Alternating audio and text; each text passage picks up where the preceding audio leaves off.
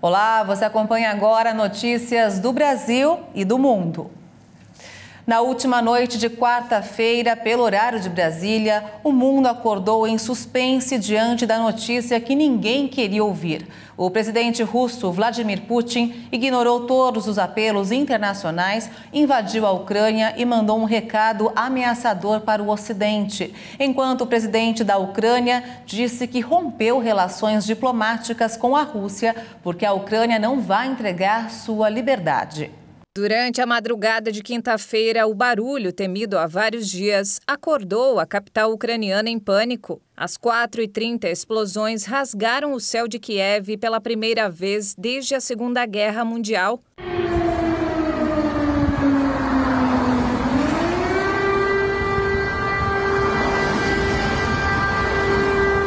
As avenidas começaram a registrar trânsito intenso, enquanto famílias inteiras tentavam deixar a cidade. Os ataques aconteceram 2 dias depois do reconhecimento por parte da Rússia dos territórios separatistas ucranianos. A ONU e o presidente americano Joe Biden condenaram os ataques russos à Ucrânia, enquanto a China afirmou observar de perto a situação. O que está claro para mim é que esta guerra não faz sentido, viola os princípios da Carta das Nações Unidas e vai causar, se não parar, um nível de sofrimento na Europa que não é visto desde a crise nos Balcãs. A União Europeia também foi enérgica na resposta à invasão russa à Ucrânia. O bloco reafirmou que sanções mais duras vão ser impostas contra Moscou após a decisão de Vladimir Putin. A liderança russa enfrentará um isolamento sem precedentes. Não é uma questão de bloqueios, não é uma questão de jogos de poder diplomático. É uma questão de vida ou morte, é sobre o futuro de nossa comunidade global. A presidente da Comissão Europeia, Ursula von der Leyen, detalhou o plano de retaliação do bloco contra Moscou. Vamos enfraquecer a base econômica da Rússia e sua capacidade de modernização. Além disso, vamos congelar os ativos russos na União Europeia e impedir o acesso de bancos russos aos mercados financeiros europeus. Espanha, Itália e França condenaram a invasão. Paris disse que está do lado dos ucranianos e age com seus parceiros e aliados para deter a guerra. A Alemanha, que tomou em meio à crise a medida mais pesada contra Moscou, disse que vai implementar sanções ainda mais severas. Poucos minutos antes da invasão, o presidente da Ucrânia, Volodymyr Zelensky, visivelmente emocionado, fez um dramático apelo na TV na tentativa de evitar a guerra.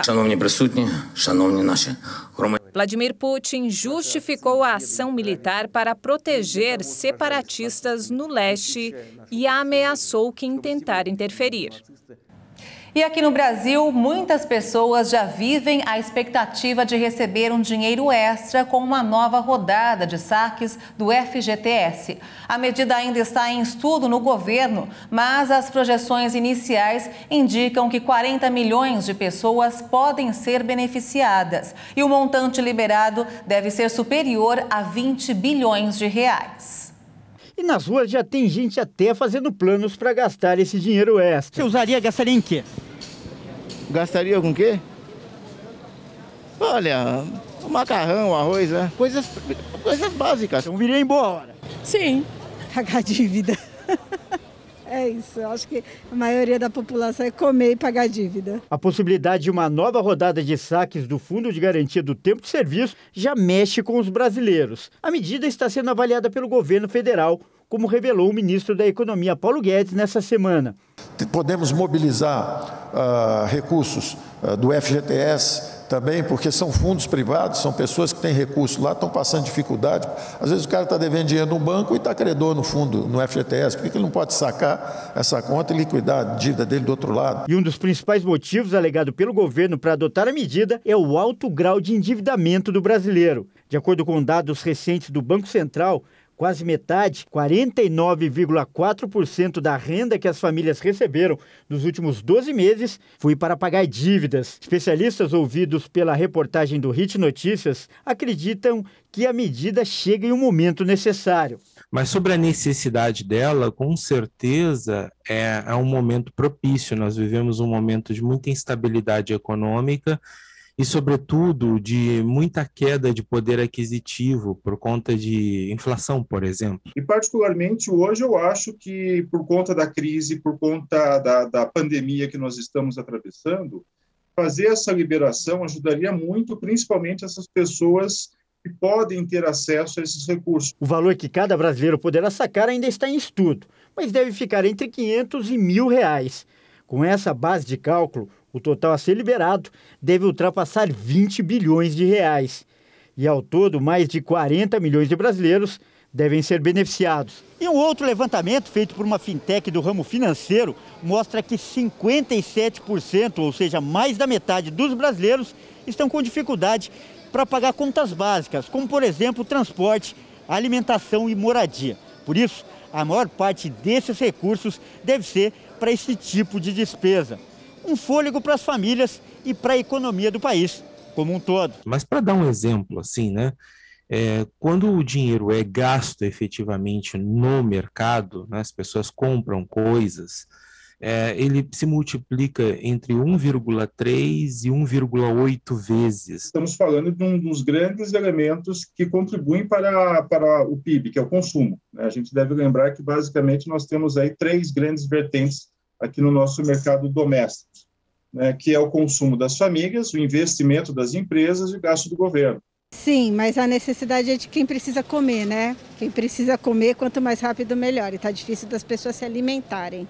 Então, quanto mais rápido, melhor para essas pessoas que têm a urgência de se alimentar. E boleto também não espera, né? O boleto não espera, mas a barriga dói primeiro, né? A confiança do consumidor cresceu em janeiro e atingiu o maior nível desde agosto. A alta foi puxada pela taxa que mede confiança em relação ao futuro. O índice de confiança do consumidor, medido pela Fundação Getúlio Vargas, cresceu quase 3 pontos na passagem de janeiro para fevereiro deste ano. Com o resultado, o indicador chegou a 77 pontos em uma escala de 0 a 200, o maior nível desde agosto do ano passado. A alta da taxa foi puxada principalmente pelo índice de expectativas, que mede a confiança dos consumidores em relação ao futuro, que subiu 3,8 pontos. O índice da situação atual, que mede a confiança do presente, também subiu e chegou a 67,6 pontos.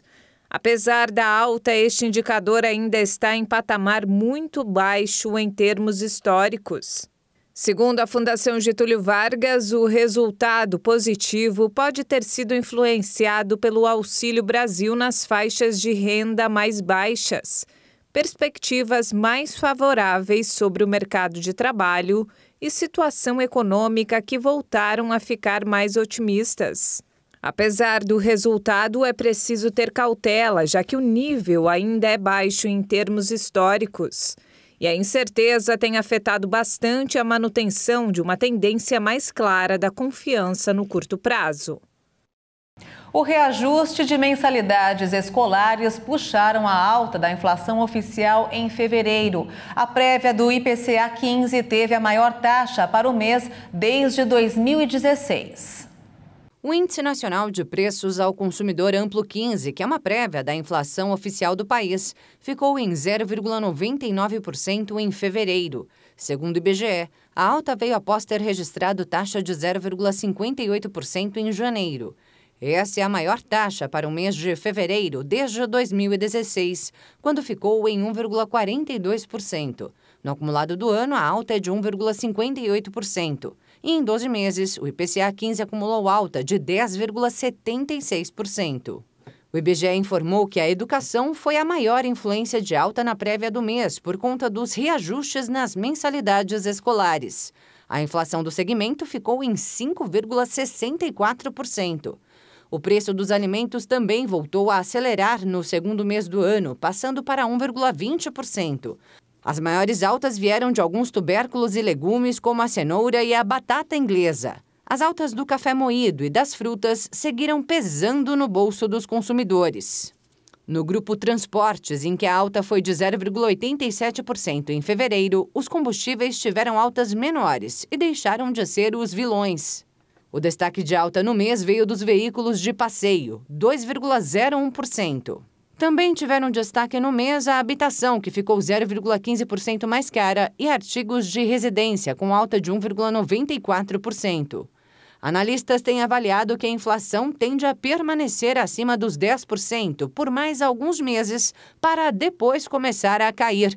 A previsão do mercado para a inflação fechada de 2022 está em 5,56%.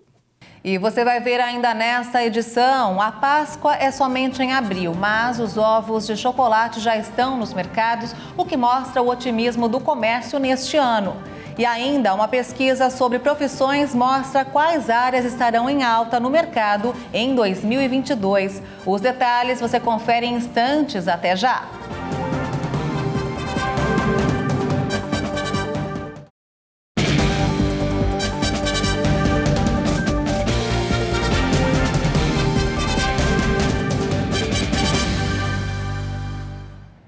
Estamos de volta. Os acionistas da Eletrobras deram mais um passo para a privatização da companhia, a maior empresa de energia elétrica da América Latina. Nesta semana, eles autorizaram o processo em uma Assembleia Geral extraordinária.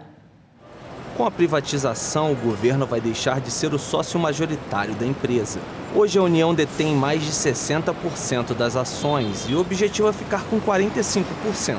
A ideia é transformar a Eletrobras em uma empresa privada sem controlador definido, em um modelo semelhante ao adotado na privatização da Embraer. A medida provisória que viabiliza a privatização da Eletrobras foi sancionada em julho do ano passado pelo presidente Jair Bolsonaro. Se concretizada, essa será a primeira estatal de controle direto da União a ser privatizada pelo atual governo. A expectativa é que a venda do controle acionário possa render 100 bilhões de reais aos cofres públicos. O próximo passo é a avaliação do Tribunal de Contas da União sobre o modelo de venda proposto pela União. A Agência Nacional de Águas e Saneamento Básico confirmou que o Rio Grande do Sul se manteve com 100% de seu território com seca entre dezembro e janeiro. A condição é a mesma há 1 ano e 4 meses no estado, desde outubro de 2020. É a segunda maior sequência do Brasil, inferior apenas ao 1 ano e 7 meses de Mato Grosso do Sul.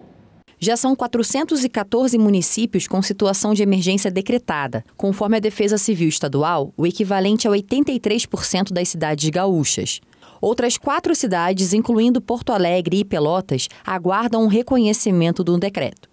No Rio Grande do Sul, as precipitações foram abaixo da média, ocasionando a falta de água em reservatórios para a geração de energia, abastecimento das populações e manutenção da atividade agrícola. No norte do estado, a situação é de seca extrema em 9% do território. No sudoeste gaúcho, a condição ainda é pior, com seca grave em 57% da área total. Essa é a condição mais severa do Rio Grande do Sul desde agosto de 2020. Já são 281 mil quilômetros quadrados atingidos pela seca, ficando atrás somente de Mato Grosso e Mato Grosso do Sul nesse aspecto. O turismo no Brasil cresceu 12% em 2021, na comparação com o ano anterior. O percentual representa um faturamento de mais de 150 bilhões de reais. O volume, no entanto, ainda está abaixo do verificado em 2019, quando passou dos 201 bilhões de reais. O transporte aéreo foi a atividade com maior crescimento, com alta de 28%. Em seguida está o grupo de alojamento e alimentação. De acordo com o levantamento do Conselho de Turismo da Federação do Comércio de Bens, Serviços e Turismo do Estado de São Paulo, essas foram as atividades com maior retração em 2020, o que explica, em parte, as altas mais expressivas. Para a federação, a recuperação sólida foi em razão do avanço da vacinação. Os demais segmentos que tiveram aumento em 2021 foram transporte aquaviário, transporte terrestre, locação de veículos, agências e operadoras e atividades culturais, recreativas e esportivas. O levantamento é feito com base na pesquisa anual de serviços e nos dados atualizados com as variações da pesquisa mensal de serviços do IBGE. O domingo de Páscoa acontece no dia 17 de abril, mas os ovos de chocolate já estão nas prateleiras na maior parte dos supermercados brasileiros. Diferente do que aconteceu em 2020 e 2021, os fabricantes, varejistas e pequenos empreendedores estão otimistas neste ano. Os donos de supermercados mandaram encher as prateleiras mais cedo este ano, fazendo com que as empresas voltassem todas as atenções para o feriado de Páscoa. De acordo com o levantamento da consultoria GS Ciência do Consumo, as compras deste ano já estão no mesmo patamar de 2019, quando os estragos da Covid não estavam por aqui. E a pandemia fez com que grandes empresas, já consolidadas, investissem na área digital, garantindo que algumas vendessem quase tudo, na melhor Páscoa dos últimos 10 anos. E grande parte dessas vendas pela internet, devido a investimento em marketing, publicidade e propagandas da televisão, aproximaram o público, mesmo quando todos estavam distantes para evitar a doença. Com a alta da inflação, os preços dos ovos de Páscoa devem estar mais caros para o consumidor, o que faz com que muitas pessoas optem pela compra de ovos caseiros. Uma excelente oportunidade para aquecer a economia local e fortalecer pequenos empreendedores. E olha só, o Senac de Mato Grosso do Sul divulgou uma pesquisa sobre as áreas profissionais que estarão em alta no mercado em 2022. Entre elas estão a tecnologia, o marketing e a saúde. Durante esse tempo de pandemia, muitas profissões tiveram que se reinventar, adaptando-se à nova realidade que enfrentamos. Porém, em pequenos passos, a rotina começa a voltar ao normal e o mercado de trabalho continua cobrando profissionais capacitados. Por isso, investir em qualificação profissional pode ser o primeiro passo para uma trajetória de sucesso, seja empreendendo ou se encaixando em boas vagas no mercado de trabalho. O que pouca gente sabe é que essa trajetória pode ser estrategicamente estruturada quando se tem as informações certas. Uma delas é saber as áreas que estão em alta no mercado em 2022, onde estão as maiores demandas por profissionais, e concluir um curso em uma dessas áreas pode abrir portas. O mercado, com essa exigência, busca profissionais cada vez mais atualizados, com conhecimentos específicos das áreas. Cada vez mais nós buscamos ir nos atualizando, com professores capacitados para levar para o nosso cliente, o nosso aluno, conhecimentos inovadores, tendo em vista a inovação, infraestrutura, equipamentos, ferramentas que irão proporcionar um melhor conhecimento para a prática no mercado de trabalho. De acordo com a pesquisa divulgada pelo Senac, a área de tecnologia, que já estava em crescimento em 2020, com a chegada da pandemia, teve um aumento ainda maior. O marketing também irá continuar em alta, uma vez que são os melhores estrategistas para fazer pessoas se conectarem com marcas e com outras pessoas. Nessa pesquisa, nós tivemos o resultado em alta, o segmento, os cursos na área do marketing e tecnologias. Então, o Senac Dourado, Senac Mato Grosso do Sul, nós estamos investindo muito nessas capacitações nas áreas de marketing e de tecnologia. As instituições de saúde também precisaram se reinventar e viram a necessidade permanente de manter agilidade nas operações administrativas, técnicas e na própria área de medicina. Entre os mais variados profissionais, os da área de enfermagem ganharam destaque, já que podem atuar em vários setores. Maior de 76% na procura por profissionais na área da saúde, especificamente na área da enfermagem, técnicos de enfermagem tiveram uma grande valorização e também outros cursos, como técnico em análise, técnico análises clínicas, laboratoriais, outros cursos de menores carga horárias e também na área da estética. E nós tivemos uma alta também, que o mercado de trabalho está buscando esses profissionais. A qualificação é um valioso diferencial competitivo daquele profissional que entende que isso é fundamental para o próprio desenvolvimento. E essa edição fica por aqui. Você acompanha outras informações durante a nossa programação. E se quiser rever as nossas reportagens, é só acessar o canal Hit Notícias no YouTube. Obrigada pela sua companhia e um ótimo sábado para você. Tchau.